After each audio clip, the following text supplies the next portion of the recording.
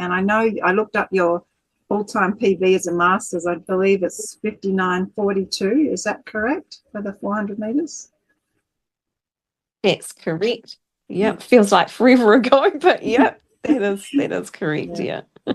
And yeah, the 60-second mark is really the benchmark that everyone is aiming for in the 400 meters. Is once you go under that, you put yourself in the Masters in another level, another league. Or as you found, you came third in the 400 meters because you could run sub 60 in the 400 quite consistently. I recall at that stage, which was Yeah. really impressive, because I know that the 200 meters, based upon your 200 meter time, your speed endurance over the 400 is really, it's fantastic. You hold on to your speed really well. Is that something that you specifically train for, to be able to do that?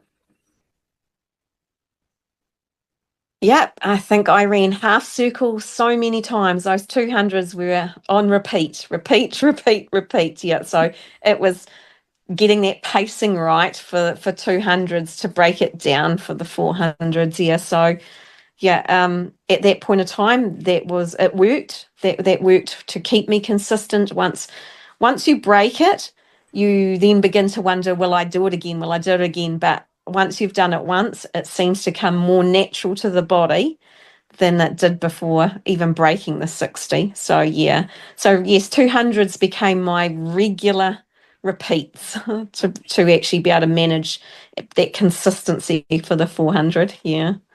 And so do you feel like that 60-second is kind of in your mind, it's almost like a barrier, and then once you break it, it's, I can't quite describe it, but did you find it was kind of a barrier in your own mind that, can I do this? Am I going to be able to do this?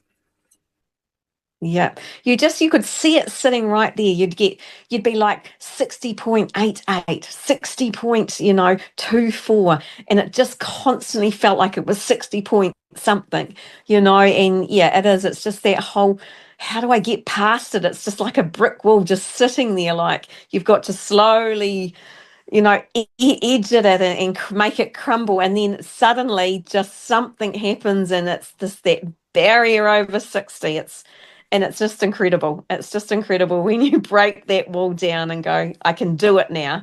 But yes, I definitely agree. It's like that 60 barrier just sits there, and you just, chipping away at it till suddenly, yes, that wall, that barrier just crumbles, and then it's like, oh, yes, I can do this. Okay.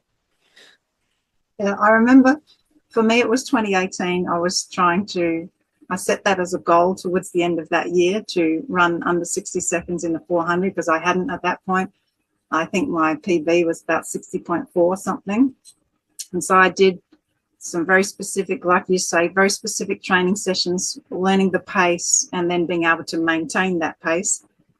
And then I came out and I ran 60.5, then 60.4, then 60.3. And each time the wind got stronger and stronger. And I thought, all I need is a day when the wind is not blowing its guts out, and I'm going to smash this goal. I'm going to hit it. And I remember it was the very last competition for that year before we went off on the Christmas break. And it was a 400. It was a warm night. It was still. And I remember even before I got out there, I thought, this is it. I'm going to do it tonight. And I remember people at the track asking me, you're going to break 60 seconds tonight? And I'm like, yeah, I am. I just knew on every cell of my being, again, before I even ran, I knew what I was going to do. And I had a friend of mine standing at the 200, and she was calling out the time on the stopwatch as I went through. And my goal was to run 28.5. That was what I was aiming for. And as I got to the 200, she calls out 28, and I'm already at the 200. And there was this split second thought of, oh, I'm going too fast. And then I thought, no, Yep. you've got half a second up your sleeve. Keep going. And I ran, I think it was 59:47 that night. So I ran a PB by, I think it was, Quite a bit. yeah, by 0.85 of a second. It was huge. Yes. And then once I got to the finish line, I knew from the people there at the stadium, I knew I'd hit my goal because they were all cheering. But yeah, it was a little while for me. It was probably about a year before I did it again. And then after that, I just was consistently, like you used to do, just consistently running under that 60 seconds. But I haven't run a 400 now for well, except for a couple of relays for about 4 years. So I have no idea where I'm at. And I think it would be quite a horrible Well, experience, to be honest, right now.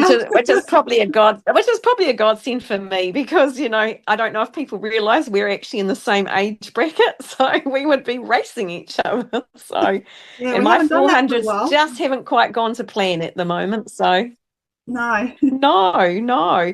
But I do, I look back and there were many photos where, I was placed first and you were placed second in the 400. And I don't know if people know, but as the time has gone, it's certainly been, we've had a change. You're first and I'm second. So, anything can happen. So you put in the hard work, and like I said, it's always the unexpected. So